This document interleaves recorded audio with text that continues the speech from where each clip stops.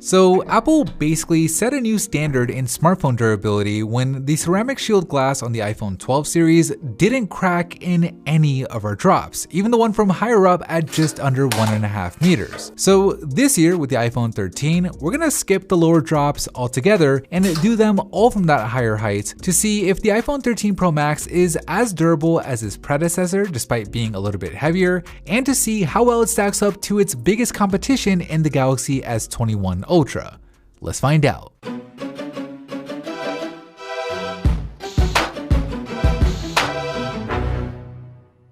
This episode is sponsored by the Anker Nano Pro, a tiny little charger that's about the same size as the old 5-watt charger that Apple used to include in the box, but is capable of charging the iPhone 3 times as fast. In fact, we tested it, with it charging the iPhone from 0 to 56% in just 30 minutes. Now, at 20 watts, it matches the fast charging power brick that Apple sells separately, but the difference is the Nano Pro is roughly 50% smaller, making it easier to throw in a bag while you're traveling or just taking up less space on your power strip. And it also comes in 4 different color options, like this Glacier Blue version that we have here that looks pretty clean. Now, the Nano Pro doesn't just charge your phone quickly. It also does so intelligently with Anker's Active Shield system, including a dynamic temperature sensor and a power tuner chip, so that way it can adjust the power output when it needs to safeguard your phone. So you can charge it fast and you can make it last. Click on the first link down below in the description to learn more.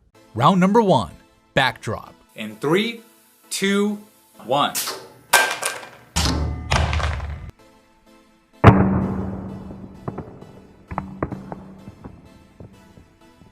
After that backdrop from just under 1.5 meters, both phones have their rear glass shattered, with the iPhones looking especially bad around that camera housing. I mean, taking a look at the drop again in slow motion, we had glass flying everywhere, but despite how bad it looks though, the phone is still technically fully functional, with even the cameras and that LiDAR sensor working just fine. The Galaxy's back doesn't look as bad, with the metal housing on the camera certainly helping protect that area of the phone, so while it's not the best result from either, I think the slight edge goes to the Galaxy in round number 1. Round number 2, corner drop. 2, 1.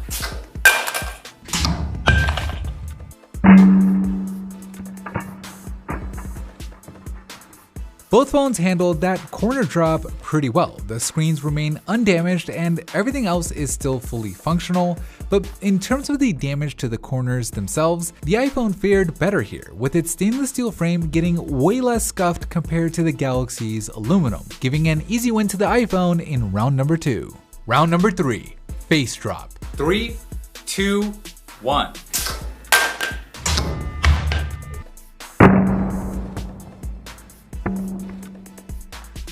After the face drop, the Galaxy S21 Ultra's glass cracks, and so does the iPhone's. I'm actually kind of surprised that the iPhone 13's ceramic shield glass cracked here, since when we did this exact same drop on the iPhone 12 Pro Max last year, that phone survived without a problem. So I don't know if it cracked due to the iPhone 13 Pro Max being heavier, or if it was just the random bad luck that can happen on any given drop, but either way, it's definitely not the result you'd want to see on your brand new iPhone. The Galaxy, for its part, did pretty much just as bad, so I have to call it a tie in round number 3.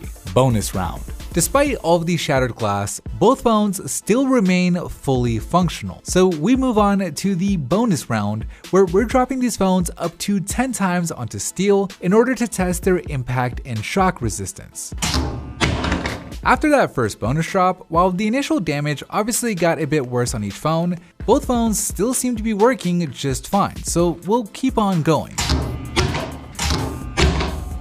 3 drops in, and the iPhone loses a big chunk of glass from its rear, and it also suffers some damage to its screen, with some of the pixels there no longer working. But in terms of the touchscreen's functionality, well, everything still seems to be working just fine, so we'll keep on dropping the phones.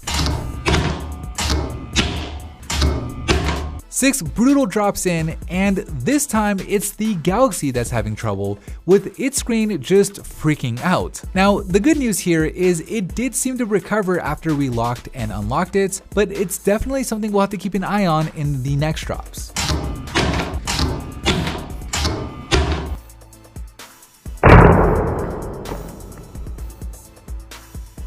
And after all 10 bonus drops, neither phone looks good, but the iPhone looks especially bad, with multiple chunks from the back just falling off due to the sheer impact with the steel. Now, just like before, outside of all the shattered glass and those damaged pixels, everything else on the phone is still working fine. But compared to the Galaxy, at least visually, it's a pretty big difference. The Galaxy's touchscreen still works as you'd expect, there isn't any damage to the pixels on the display, and the glass just doesn't look anywhere near as bad. So it's a clear win for the Galaxy in round number 4. So with all 4 rounds in the books, let's take a look at the scorecard, where the Galaxy sustained slightly less damage in the backdrop, the stainless steel frame on the iPhone outperformed in the corner drop, both phones shattered in the face drop, and the Galaxy held up better in the bonus round, helping the Galaxy earn more points overall, making it the winner in this drop test.